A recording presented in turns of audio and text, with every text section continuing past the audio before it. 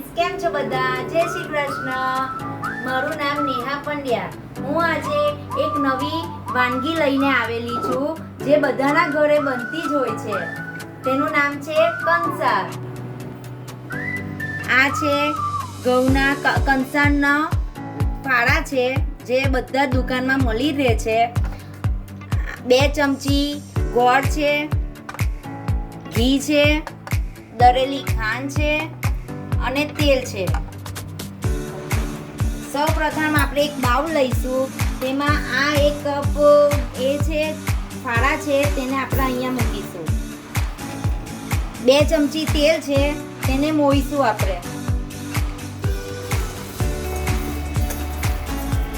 આમ મોવાથી જે કંસારના જે છૂટા છૂટા દાણા હોય છે તે પ્રમાણે બને છે.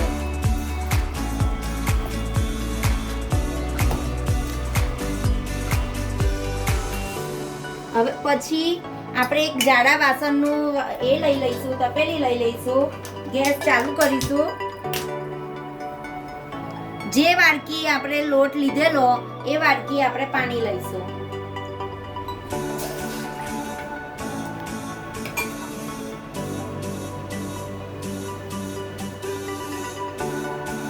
ઉકળે એટલે 2 ચમચી ગોળ નાખીશું.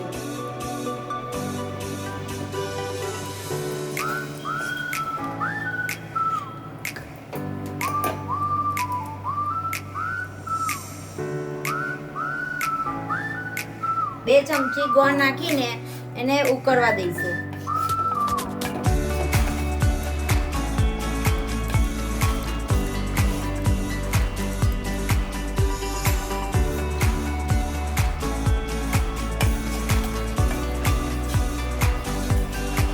આ પાણી ઉકળે છે. પાણી ઉકળે પછી આપણે લોટ એની અંદર નાખીશું.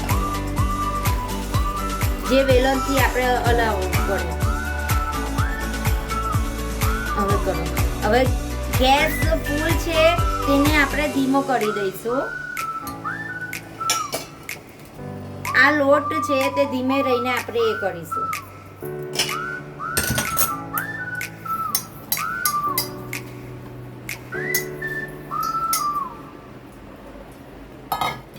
વેલણ દ્વારા એને આપણે હલાવીશું.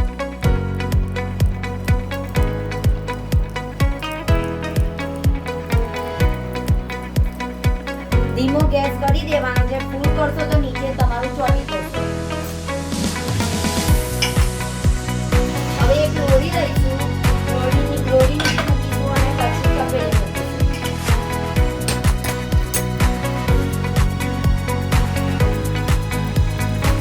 જેનાથી તમારો નીચેનો કંસાર ચોટે ના.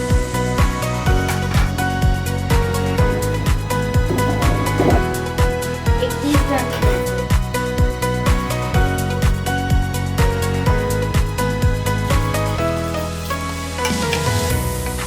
ફરી એકવાર આ ચેક કરી લેવું કે નીચે થાય છે કે નહીં.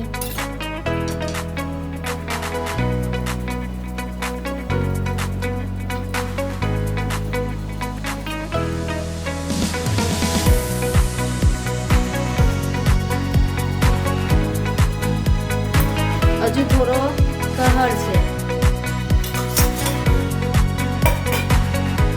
ફરી ચેક કરીશું વેલણથી કે નીચે ચોટતો નથી. એના માટે આપણે આ ચેક થોડીક વારે ચેક કરવાનો રહેશે.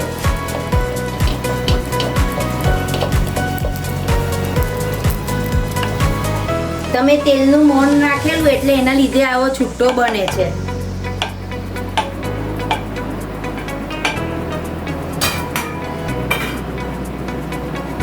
વારે તમે ચેક કરતા રહેજો.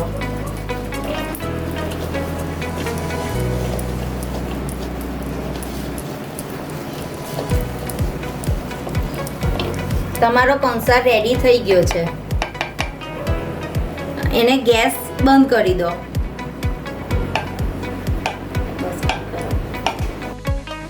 ગેસ બંધ કર્યા પછી તમે નીચે લઈ લો.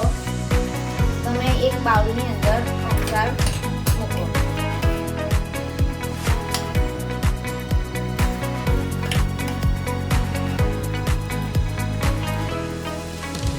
કંસાર બનતા વાર નથી લાગતી. હવે ઘી મૂકો એના ઉપર.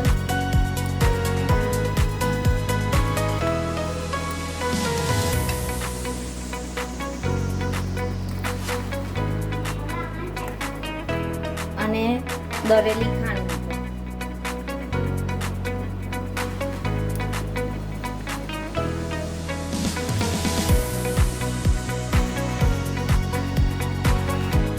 આ બની ગયો છે કંસાર.